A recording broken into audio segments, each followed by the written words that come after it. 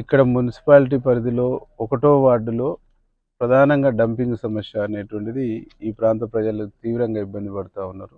ఇక్కడ డంపింగు ఒకటో వార్డుకు దగ్గరగా ఉండడంతోని ఈగలు, దోమలతో పాటుగా దుర్వాసన వచ్చేసి అనారోగ్య బారిన పడుతుండ్రు అనేటువంటి ఒక ఆవేదనతో ఈ వార్డు ప్రజలు, శివనేనిగూడెం వార్డు ప్రజలు బాగా ఇబ్బంది పడుతూ ఉన్నారు. ఇక్కడ వచ్చి మేము పరిశీలించడం మీరు కూడా చూస్తారు ఈ ఈగలు ఇవన్నీ.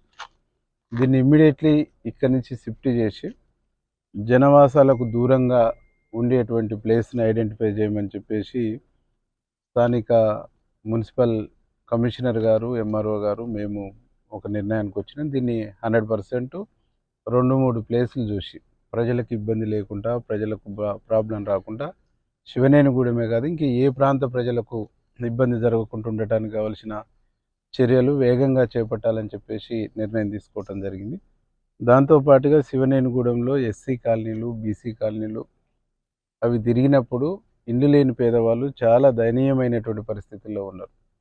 గడిచిన 10 సంవత్సరాల పైచిలుకు ఒక్క ఇల్లు రాకపోవటం మూలంగా వాళ్ళకి ఇల్లు కట్టుకునే స్తోమత లేక, ఆర్థిక స్తోమత లేక తీవ్రమైనటువంటి ఇబ్బందుల్లో ఉన్నారు. కొన్ని ఇండ్లు కూలిపోయి, కొన్ని ఇండ్లు కురుస్తూ చాలా దయనీయమైనటువంటి పరిస్థితి. ఒక మున్సిపాలిటీ పరిధిలో ఇంత దయనీయమైన పరిస్థితుల్లో ప్రజలు జీవించడం అనేది చాలా బాధ అనిపించింది. మార్చిలో 60 ఇండ్లు ఈ ఊరికి ఇస్తామని చెప్పేసి చెప్పడం జరిగింది. 60 ఇండ్లు ఇచ్చి ఈ ఊర్లో ఇల్లు లేని పేదవాళ్ళు లేకుండా చేయాలనేటువంటి ఒక ఆలోచన చేసినాం.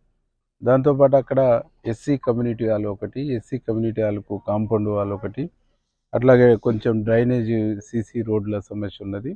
ఇవన్నీ 1 బై 1 పరిష్కరిస్తామని చెప్పేసి ఇమ్మీడియట్లీ ఇండ్లు ఇస్తాం, డంపింగ్ యార్డుని షిఫ్ట్ చేస్తాం.